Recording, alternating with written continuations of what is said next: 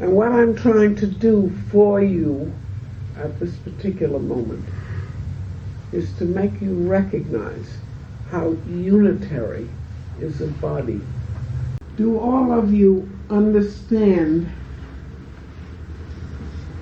my statement that the third hour begins the separation of shoulder girdle and lumbar and pelvic girdle from the trunk?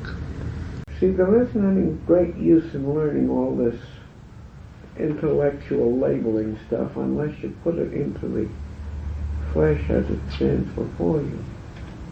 As the scapulae are pulled apart by poor use of the shoulder girdle, the body shortens.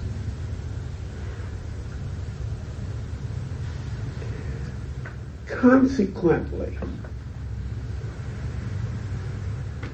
in order to lengthen the body, you have to get the scapulae in where they belong. That in order to horizontalize that pelvis, you have to bring the lumbars back. And in order to get the lumbars back, you have to get the cervicals back. That is, you have to be able to organize this cervical to lumbar thing. And now you see, you begin to get something that looks very much more like what you would make if you were a creative God and had the problem of how am I going to make a human with these parts. I don't think there's anybody here who would be willing to make a human looking like some of the humans we've seen on this couch. Because they know that it wouldn't work very well, and God is no dumber than you know. It is not a single thing. It is a consolidation of segments.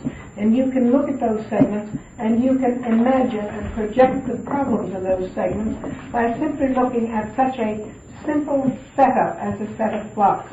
There is a place where you can reach into the physical body and affect the emotions. But don't just think that you press the button and this happens, you press that button and this happens.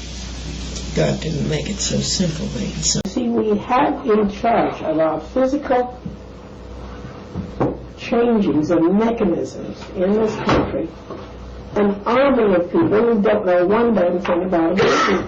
If you accept that picture of the body as a something built around a vertical, then you get a very different concept of what is a neck and what is a head, because they are intimately related to this vertical.